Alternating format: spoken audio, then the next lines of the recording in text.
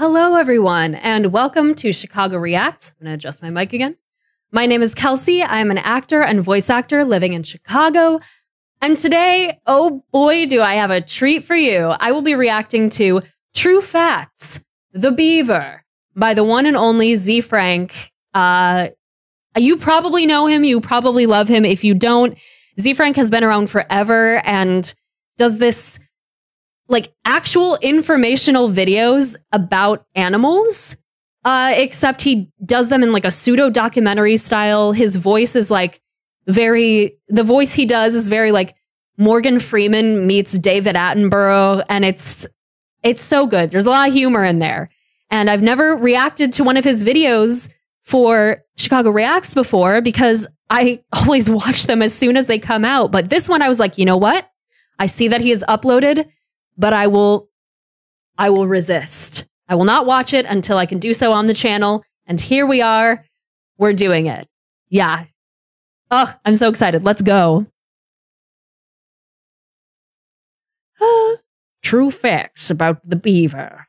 This episode is sponsored by CuriosityStream, smart TV for your smart TV.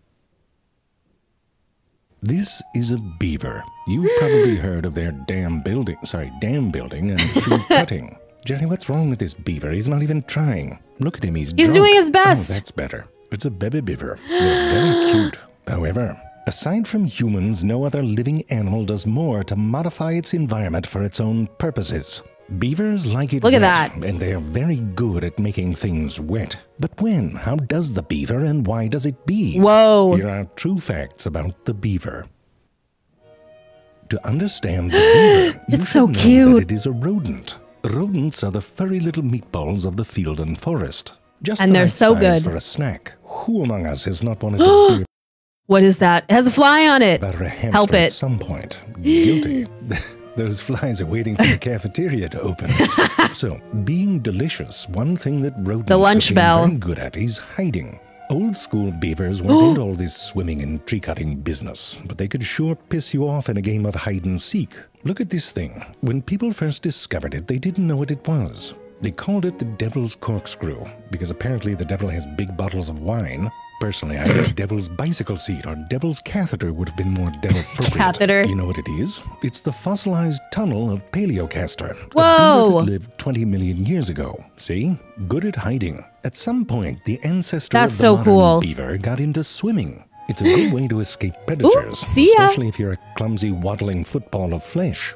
On land, the beaver isn't exactly graceful, but in the water, it is exactly graceful. Its paddle tail, which is more flexible than a cat's, becomes a rudder. They tuck their little hands up under their chin and let their big webbed feet do the swimming. Underwater, a thin see-through membrane covers their eyes. Their nostrils close up, and they have extra flesh on the inside of their lips that can close behind their front teeth.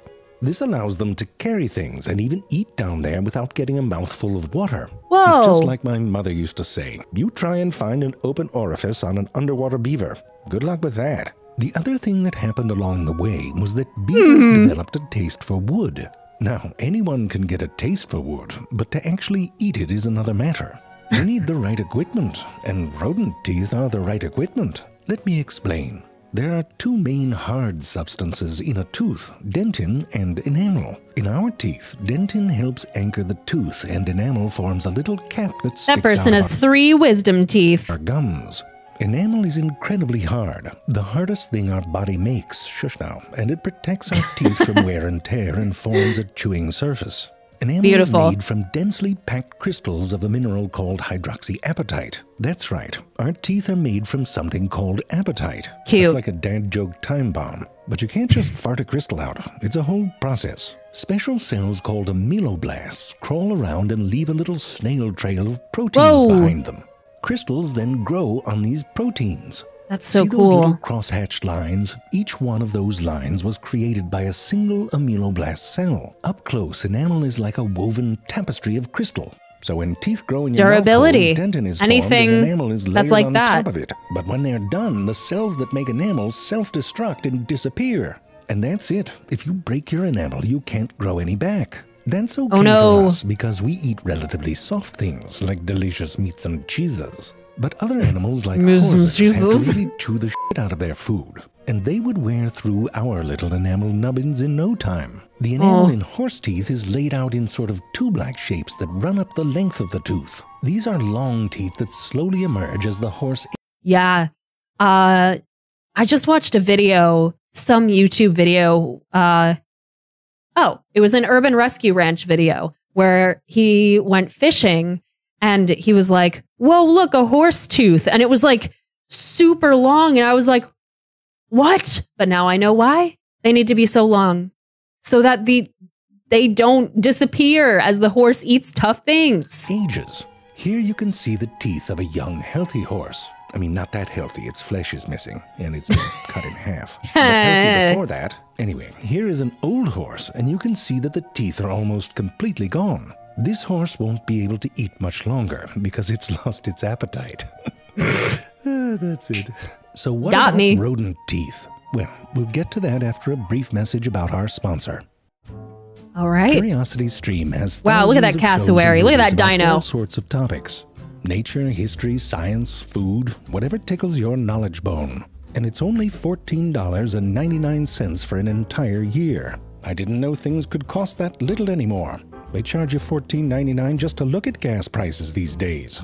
And gas stations don't have shows like the Great Penguin Rescue. No, they don't. For you. It's a show about these penguins in South Africa that didn't get the memo that they should be living somewhere freezing. So instead, they hang out on beaches, which is crazy. Anyway, some of them need... I met one of those, not one of those penguins, but a South African penguin when I was at a beach with my sister once. And I saw a penguin laying asleep on a rock. And I just wanted to go take a picture of it. So I climbed up this huge boulder to see the penguin. And it went like...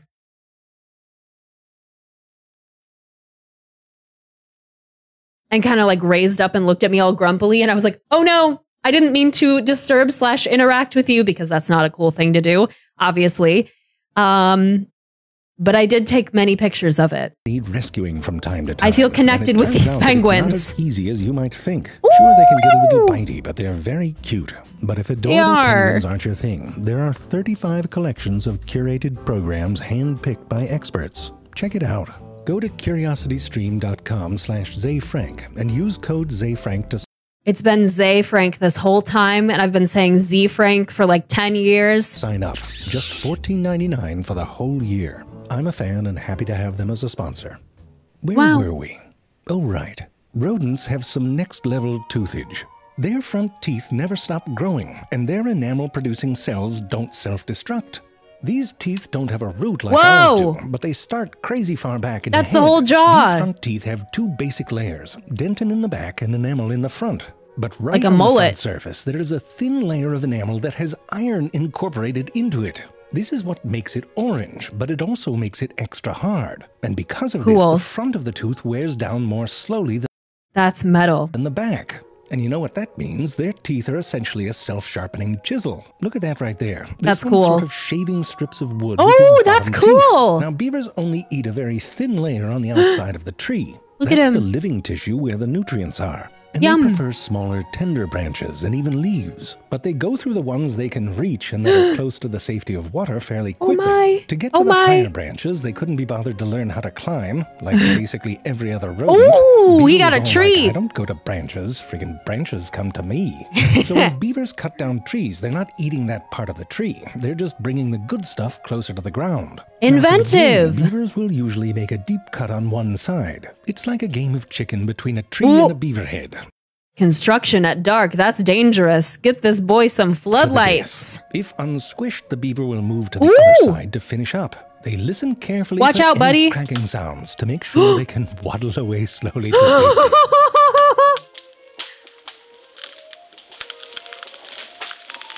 Now, there's a scientist that suggests that beavers can actually control the direction of the tree fall, planning the cuts so the trees fall toward the water where the beaver is safe. But it's not clear if this research was peer-reviewed. Jerry, that's a typo. It's peer-reviewed. No, I'm not saying the same thing. I'm saying peer, like someone in the same field. No, they're not peeing in a field, Jerry. No one's peeing. Just leave it. Everybody pees. Once the tree is horizontal, they probably are peeing. The beaver will start cutting branches down to size and dragging them back to the water. Oh, he's so strong. Will eat them Look or at you. submerge them and store them for later. Remember, it's just a thin layer on the outside that they eat, so there's a lot of stick garbage left over and lying around. Stick garbage, One idea is no. that beavers evolved a set of fairly simple instincts about what to do with all those sticks. One instinct that even baby beavers have is pile stuff on top of other stuff. And just that can have some perks. They love building. Look at this big bank with a beaver hole in it. Starts off as just a regular old tunnel in the dirt. Then they start piling sticks on the ground above. A little weird, but that's enough to prevent the ground from freezing a little where they weird. sleep. And when the dirt roof of their little tunnel collapses, they've got a wood roof. But it's not just a pile of sticks. They have an instinct to fill in gaps and smooth things out. They bring in piles of mud with it. Wait. I got so excited that I hit the mic stand. Wait. Is this man about to tell me that the thing that beavers do where they slap mud on their dams with their tails is true and not just in cartoons? Their little hands and because I will be so their hands. Do this on the part that's furthest from the water, creating some airflow. Let's face it, beavers can get a bit musky, and they keep at it. If the water rises, they can build up higher. And pretty soon, they're not living in the dirt. They're living in a stick condominium. They can build these homes out in the middle of a pond. Look at your home. They don't build it around themselves like a bird's nest. Same basic rules. Build a pile, pack it in, and then tunnel into it and make yourself some rooms. Nice. It's cozy in there. I know what you're thinking. What is that beaver doing? Well, that beaver's eating chili right out the can, so to speak. You see disgusting. The problem with eating wood is that it's wood.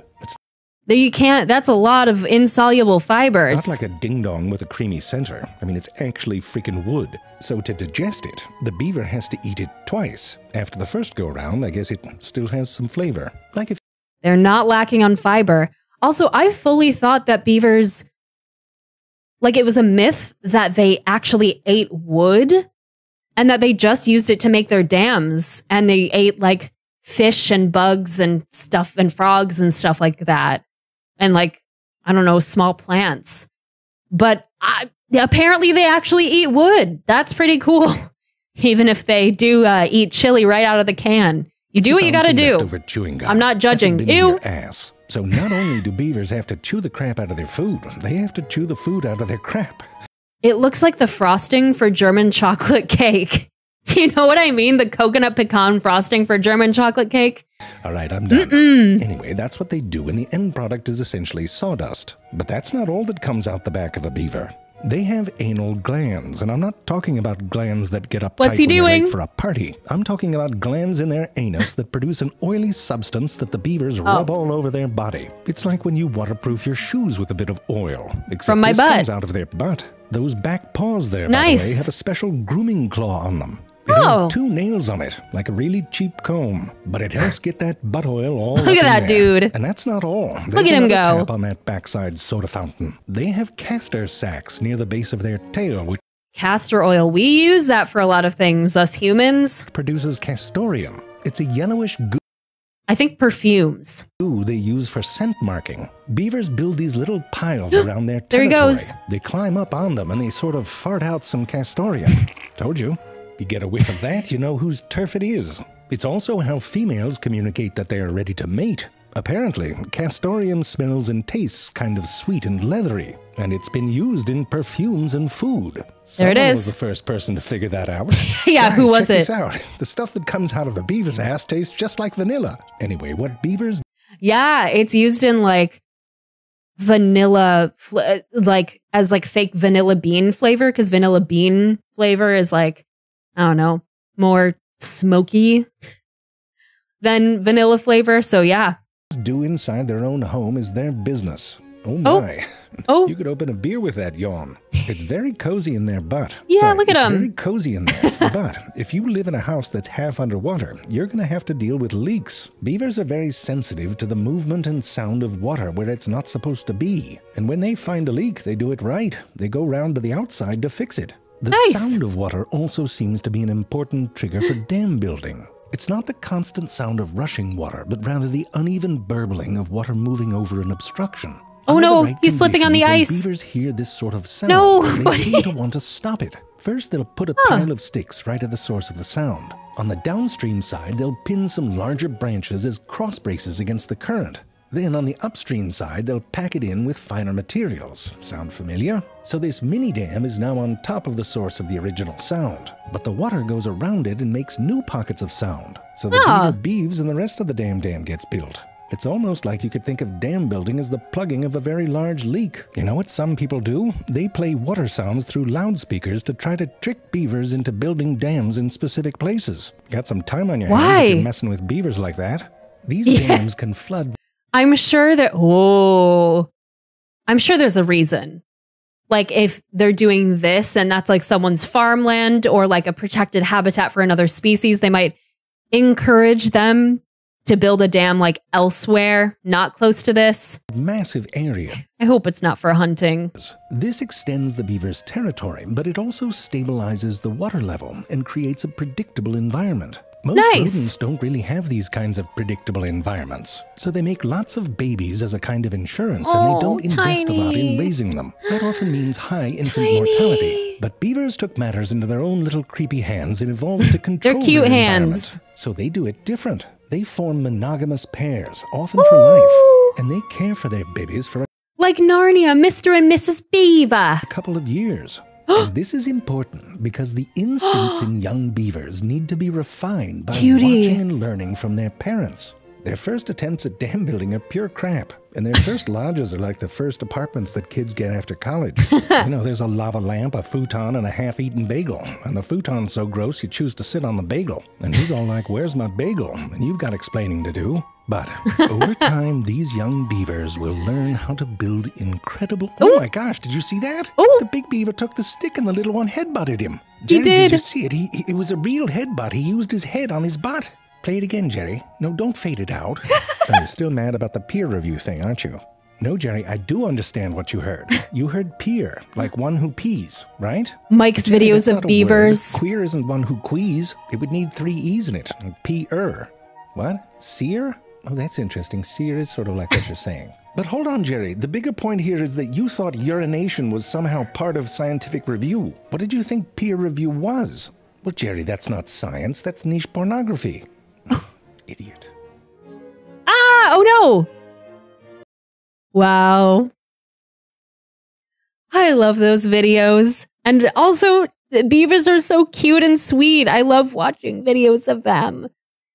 Of course, then... Oh, what's that? Casual G. I'm sure, if you guys know who Casual Geographic is, I'm sure he would have stuff to say about why beavers aren't that cute. He'd be like, listen, beavers are mean. They will insult your father and try to kiss your mother. And I'd be like, don't tell me that. I just want to think they're little stinky guys who build houses. That's all I care to know about beavers. And that their butts taste like vanilla, apparently. Wow, what a treat to see a what do you say? It wasn't zefrank. It was zefrank. I don't know. Not zefrank. Watching a zefrank video on this channel. What a treat. And thank you guys for watching it with me. If you liked this video, be sure to give it a like and subscribe to our channel for more content like this. And I'll see you next time.